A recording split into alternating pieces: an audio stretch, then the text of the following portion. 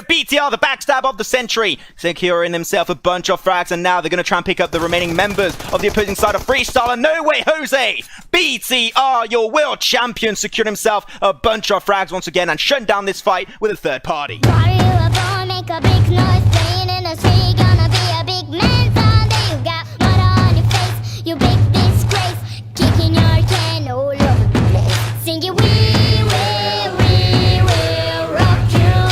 Look, Northern Plains Directory, haven't really talked about it because you don't really need to on Sandhawk. That phase 1 circle is definitely going to be crucial. If it hits all 3 islands, it's going to make things a little bit harder for teams. But if it stays majority on the mainland, that's going to be, in my eyes, a sigh of relief for all these teams. See how things are going to be going down. No chance, you know what? No chance taking their chance of going towards actually boot camp.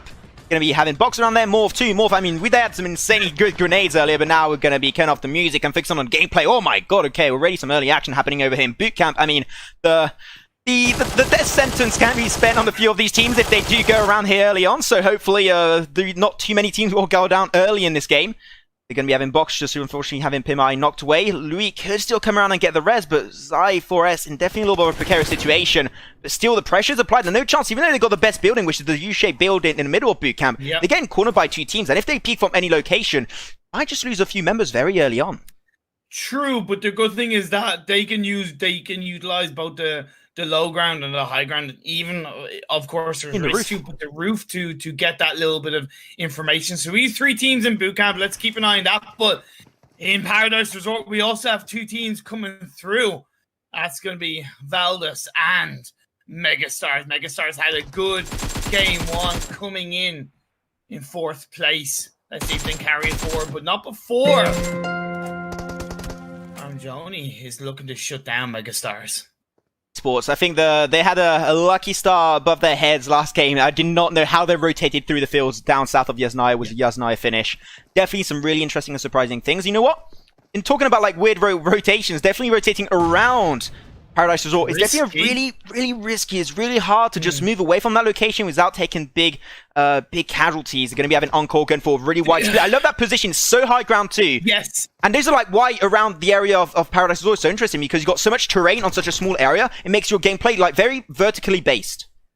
Plus, he can actually just basically backtrack down that rock to disengage away and then wrap around on the low ground of the hill to meet up with the rest of his team. But it's got to be important that he, of course, times it perfectly as Martin is sending himself a little bit forward. Encore is doing his best to stave off the pressure being put onto by Valdez Esports.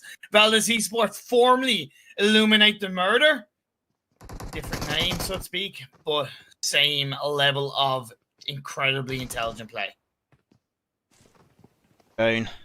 Wrap around potentially. MC and Paradox here just going to be cornered up. Players of Valdez Esports, and here it is. They're going to go for the push. Unfortunately, only got 4 bandages, and I will have time to use them. Not sure, just 1-2 bullets, and that will be game over. Definitely very unlucky on the loot there, because 2 teams, unfortunately, can't get fully looted over here in Paradise Resort. Well, at least it's really hard, and you have to get pretty lucky on the spawn rates. Definitely, when you're contested on here, it's never really a good presage for the rest of the game. And I also love the fact that Valdez are just taking their time, because it is incredibly hard to play around and engage around Paradise Resort because there's so many little dips and hills coming through. But a second knockdown comes indeed from Valdez Esports. And now as Encore tries to become the Encore, do you want more? Are you going to shut down Valdez Esports? Oh, oui. Actually, it's French word, Imperium. I'm sorry. Did you know it's French, by the way? And I don't know if people realize it's a French word. Oh, you go. Okay, good job. Whoa, wow. Wow, indeed, okay. Cultured indeed, yes. I mean, there, if you go now, some few grenades will be coming out. Megastars definitely on the back foot. Wasn't even trade-off for the early stage, but now, unfortunately, I think the Megastars definitely do want to give this one up. But Nova, godlike. They're going to be, unfortunately, going out in last position last game. Hopefully, this one will be a complete U-turn. Yeah, nice knockdown, pretty long distance, but it's actually not going to be for themselves. Well, another team is going to be joining the fray, so definitely a little bit of third party potentially happening towards Quarry. Here it is, behind Team Secret, the winners of last game, game number 1 on the Green Pastures of Erangel. Great game, 11 kills. And they repeat that amount of success on the green areas of Sandhawk. Of course. Godlike. They signed Vampire from Orange Rock. They did lose Gil to Orange Rock, though, in the process. the end of the day, it's still going to be up to them as a team to continue improving, evolving, build up their synergy. Especially, even on these scrims alone, you take the isolation of these scrims. Game 1 going out in 16th place. Game 2 inside Sandhawk. They want to go up against the winners of Game 1. They've already got 1 kill. And now it's Vampire OP looks to take the bite of the neck and knocks down High.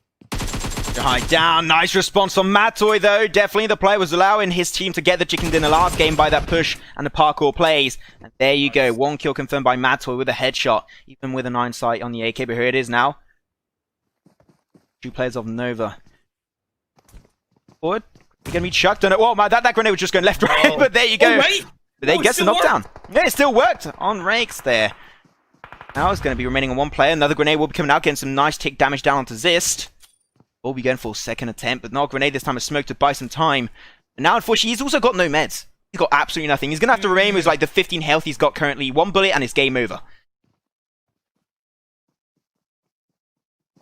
The only thing is that there is still a couple of players of Team Secret that could come in from behind, but now as Mad Toy dips behind a rock, Zis is looking for him, gonna look to pre-fire those shots through the window. He has support from Cronton and Rayad, who did get revived up.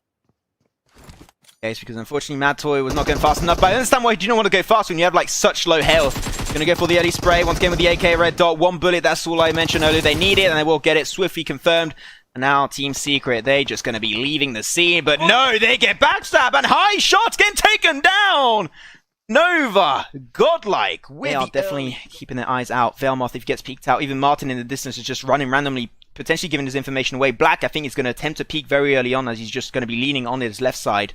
Gathering information, but no, actually Black will be the first casualty going down, knocked away by Valdez Esport. And now it is Velmoth going to be kicking things into action. Funny having 3 members, still really confident on the push. You might want to go and confirm the kill onto Black. Try and just make a freestyle rethink if they want to take this fight head on versus Valdez Esports. What I love about Valdez is that instantly they get a knock, they look to engage, they look to capitalize on that. And that is a strong sign of a damn strong team as a grenade is going to be cooked on both sides. Malik has to disengage away after hearing the trigger, the pull of the beam from the opposing players in through the building. Malik from the underground, just in between the ridges, going to be able to get the work done. And Belmont just confirms a kill onto Black. I'm seeing the team coming from the backside, and I believe that is BTR going for the third party Imperium, but still Valdez Esports, they're kicking things into action, but to no avail, and there you go, BTR, the backstab of the century, securing themselves a bunch of frags, and now they're going to try and pick up the remaining members of the opposing side of Freestyle, and no way, Jose! BTR, your world champion, secured himself a bunch of frags once again, and shut down this fight with a third party. And that's what Sandhawk is about. If you don't close out the engagements quickly enough, you're going to pay the price. And what did I say about the circle shift, by the way? If it went to the west, it was going to hurt the teams around the quarry areas. The fight between Nova, Godlike, and King of Gamers starting to kick off. Rayad is knocked down. Zis just trying to hold on against a full squad of King of Gamers. Gamers trying their best to make it happen over here. They've still got 4 players remaining. That is huge, but now they're finally going to be losing their first one. That's going to be Puffer down. 3 players still in play. Concept trying his best, but maybe you want to try and jump out of the building eventually, but unfortunately that will not be going their way. Nova, Godlike, once again, not going to make it anywhere above top 10. They'll be going out in 11th position. And I was surprised actually seeing that Kings of Gamers Club did not actually push out of the building. They were playing very safe. I think that they should have been a little bit more confident and took it in their own hands. But still, the attempt was really good. And King of Gamers going to secure himself a bunch of frags on Godlike. Yeah, but still a better game looking at yeah, sure. When you're going from game to game at the end of the day, you know. And that's all we can kind of at least go for by now, right? It's the only thing we can really take into account is the fact that they're going from game to game. It also is a different map as well. Sonic is the kind of map where you do need to be aggressive. You need to be able to execute your team fights. So I'm expecting the likes of BTR, Valdez, and TSM to get some pretty strong results when it comes to the World League East in this Sandhawk map as Synergy, as a full squad, just synergize our way into the circle, into strong position. Let's see if they can at least add a couple of kill points to their name as they're down to 10 teams and 37 players. They got the high ground right next to King of Gamers, the one that 5 has godlike. Lucky enough, they were able to get the rest back onto Puffer also, so everyone's going to be back to full health. Now they're also making their way towards the box. They see them on the mountainside. There's a few rocks, a good, nice little bit of terrain to like behind which they can actually hide. So hopefully Box will not scout them out. Never know. At this point, just a few pixels out of place will alert Box and potentially allow them to take the entirety of this fight for themselves. We did see Box go down to the hands of a single grenade in game 1. I don't think it's going to be the same in game 2 because of the lack of compounds in Sandhawk. But either way, they will want to be wary of that utility being thrown out by an opposing team, as BTR have 4 kills to their name coming in from the northeast edge of the circle through Paradise Resort and the hill. They do hold on to a little bit of a high ground, but also is that mix of low ground where they can just dip behind, get a little bit of information. They're inside the circle. They don't have to push too far forward. Just look out for a couple of pixels out of place. Exactly, BTR, the low ground. We talked about it right around Paradise Resort. Always a tricky area to play around. Vexy's got the high ground. Vexy is going to go for the Vexy sexy plays. We'll have to see. We're going to be panning over, actually, over to Box and King of Gamers, which is a fight we mentioned that could be potentially breaking out. And actually is because King of Gamers was actually pushing on the position of Box grenades. 1, 2, 3. There you have it. Absolutely popping the hell off with those nades. Another one right towards Liu. Is that grenade going to be on point? Here to take a little bit of tick damage right there. They do get extra knock on Pimai behind it. He's going to be alone now. Going to have to take care of that fight potentially on his own on the forefront. He's still got one player a little bit further back, but I think he's healing up himself. Yeah. But definitely, the grenade's absolutely on point from King of Gamers, but unfortunately not quite able to end the fight prematurely. Out in the open, in a building, Box Game is still susceptible to a couple of grenades as Loy looks to just push back down. Both these teams are inside the circle. We did also see Vexy get put couple of little bit of hurt onto BTR, but they couldn't survive. So that's going to be the end, I believe, of Megastars. And on a side note, I heard that that inspiration of experiment with the Vexy sexy. Vexy say, I mean, you have to. Experiment is like, I'm going to say my dad, but it's also your dad. You know, it's our dad, Imperium exactly. Of a Soul Experiment, an absolute legend of a caster. Much love. I hope he's proud and he's watching right now. But now, Synergy, you know, they got himself the nice high ground position. The thing is, right, they're not in circle. They're going to have to tumble downhill, and that's going to make things a little bit tricky because going downhill, especially on an area known as Sandhawk, where teams can be lurking at any area of the map, it does make things a little bit tricky. So hopefully Synergy will not get himself caught out. The better play would not to be through Celts. You want to try and rotate or straight down onto the western side or just down south. I think south would be the better play because you got a road on their west right now. So it would be a little bit tricky for them to make it alive. Let's hope Celts don't become the Jack and Jill of Sandhawk. If anybody knows that poem, either way, they're going to be able to look and to push forward their 3-man team. They do have Synergy right in front of them who have a player knocked down. That's Zigjaw, but Awesome Bot X and Ted, 2 players who are incredibly talented and strong, ready to at least somewhat try to punish Celts. It is. They're going to go for a G, pushing up grenades of retaliation will come out as unfortunately Ted and Austin. And I thought that grenade in the kill feed was actually him. I was like, oh wait, no, just a second. That's another team actually going to be popping up over there for King of Gamers. Once again, King of Gamers grenades absolutely on point in this game. I want to see the morph grenades come out eventually throughout the board. Sure. King of Gamers taking some actually pretty big casualties in the feed. Oh, grenade's going to be actually jumping right behind Ted, taking quite a bit of damage. 1/3 HP remaining. He's got to jump away. Chaos not relieving the pressure. Looking for one, does get the knockdown, but unfortunately in the building, Austin does get knocked, but that is all he will be able to translate it into. And Chaos going to be picking up their 4th kill, going for the res on Ultron, and they will be successfully taking down Synergy. Picked the right moment to engage and got the job done. And what was very important about that is because they knew that they were potentially getting third-partied from another team. That's why they hugged the edge of that circle. So they were a little bit more down the dip of the hill so they weren't getting too pressure. But Box Gaming retaliating against King of Gamers. They're going to throw their way in. Nice double trouble play from Box Gaming to take down King of Gamers. And also, they're in a compound well inside the circle.